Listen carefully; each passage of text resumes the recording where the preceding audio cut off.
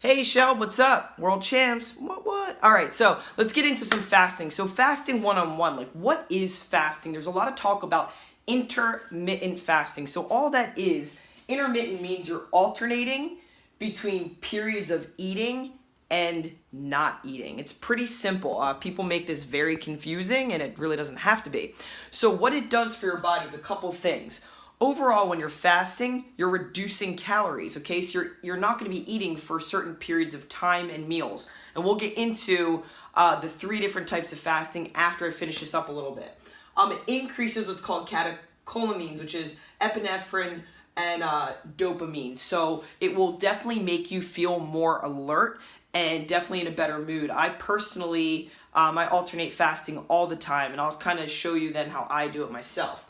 Last but not least, I think fasting gives you an edge on helping mitigate some damage from a bad night of eating, or the most important part, just giving you a mental break from thinking about your next meal. When you know you can't eat for a certain period of time, it actually helps you relieve from thinking about food all the time. So this is the basics of all intermittent fasting. You've got 2 periods of time. You've got a feeding window.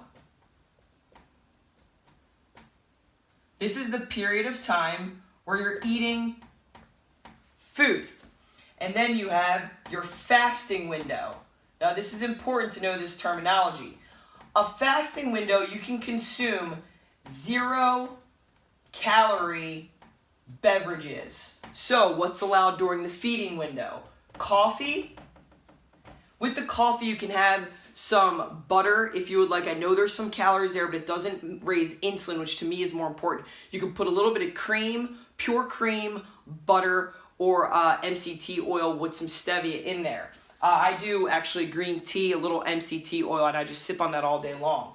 I allow your BCAAs, okay, if you want to drink those at night. Actually, they help curb your appetite. I wouldn't drink the caffeinated ones. I would purchase a non-caffeinated, and I can hook you up with a good brand for that. Or your graminos. Okay, if you drink any sort of diet sodas, like I love Zevia, which is an all-natural soda. I'm actually drinking one right now.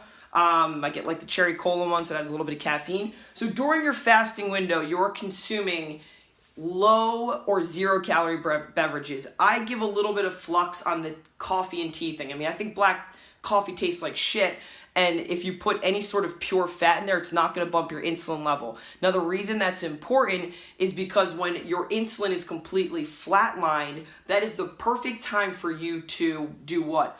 Burn fatty acids. You can only burn fat when insulin is low. That's why they think having insulin sugar levels high for a while, you can never actually burn fat. Okay, so I want you to make that sense. You can burn tons of fat when your insulin is flatlined. Okay, if you start to raise your insulin, you can never access those deep fatty acid stores.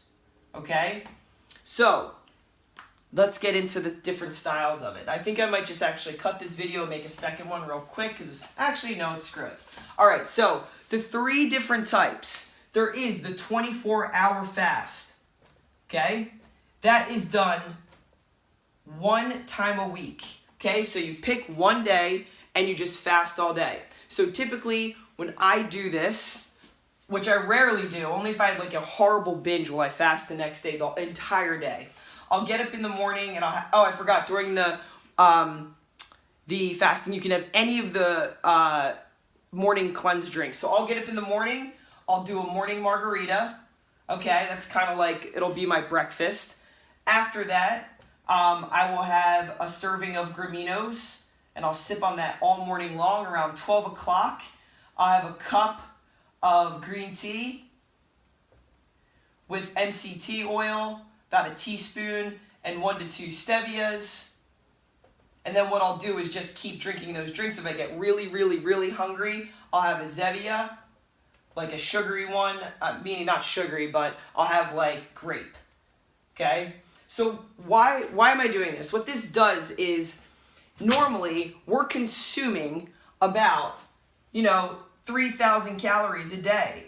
If I cut out 3,000 calories 1 day a week times 4, that's almost a pound a week.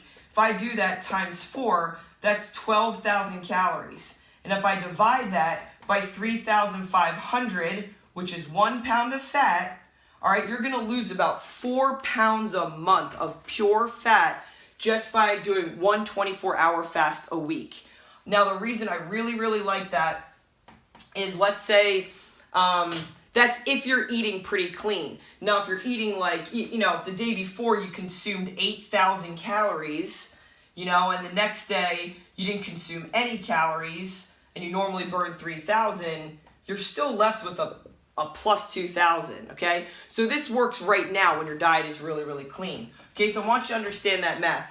I've used it to reverse like a horrible day of eating, all right? So once in a blue moon, I'll have a completely fucking cheat day out of my brains, and I'll use a 24-hour fast to kind of just mitigate the damage so I don't go over. I'm just trying to stay in maintenance. To lose weight, you would eat how you're normally eating now, and you'd implement a 24-hour fast once a week. If you were to combine that with the 5-2 style, your 24-hour fast would be on one of your 5 days, okay? If there's any specific questions about that, I'll get into that in a minute. I'm going to show the next video.